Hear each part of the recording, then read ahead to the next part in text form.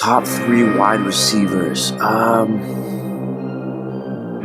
Julio Jones. I would always put Julio at number 1. He is a man amongst men.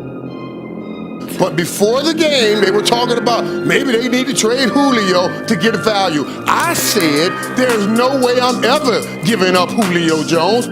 But I do want to finish, my career with Atlanta. But like I said, at the end of the day, those things are out of your hands. And even the people who give him the most credit aren't giving him enough credit. A lot of respect for Julio. The guy is special, let's just be honest. Julio Jones is one of the best receivers to ever touch a football field. The 7-time Pro Bowler has 3 seasons with over 1,500 yards and has not let Father Time bother him. At 6'3", 220, Jones is known for his uncanny blend of physical power and game-breaking speed. At 95.5 yards per game, Julio Jones has the record for all-time yards per game in NFL history. In second place is Hall of Fame wide receiver Calvin Johnson with only 86 per game. After 10 incredible seasons in Atlanta, however, it appears as though the 32-year-old will be taking his talents to a new city come next season. You want to go to the Cowboys, Julio?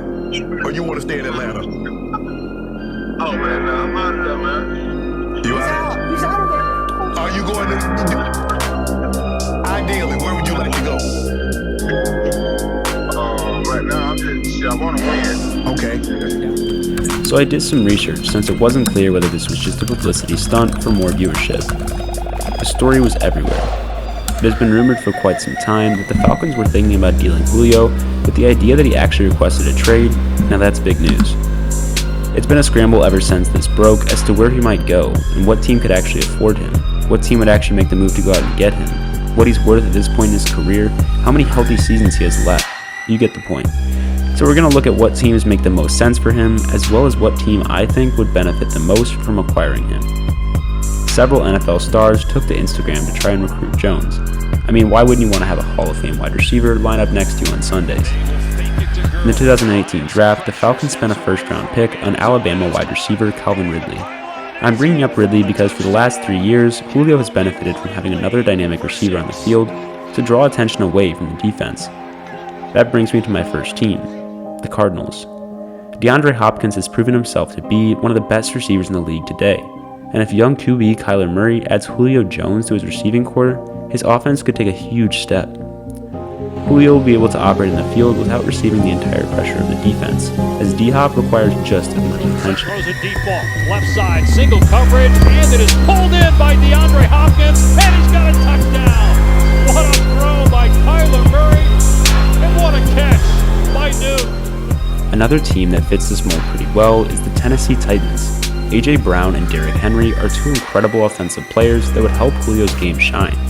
Similar to DeAndre Hopkins, A.J. Brown would be excellent at stealing some attention from defenses and opening up Julio's options, while the Titans' rush-heavy offense would limit Julio's usage and hopefully prevent injuries. At 32 years old, a serious injury could be career-ending for Julio, so it's important that the offense accommodates him well.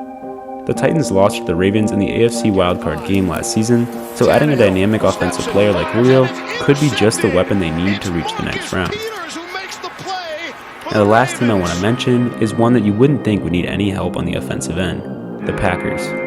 They led the NFL in points per game last season with 31.5. Now when you talk about having a complementary wide receiver piece for Julio Jones, Davante Adams is about as good as it gets. The first-team All-Pro wide receiver had almost 1,400 yards last season and 18 touchdown receptions. Not to mention Aaron Rodgers is the reigning MVP of the league, assuming he's still there next season. But yet the Packers still fell to the Buccaneers in the NFC Championship last season. So could Julio Jones be the piece they need to hoist the Lombardi Trophy after next season? The last time Aaron Rodgers was able to get his hands on the trophy, Julio Jones was a rookie. But if the Packers could find a way to put Julio Jones on the roster, it could encourage Rodgers to stay in Green Bay and power a deep playoff run. As always, thanks for watching and remember to subscribe.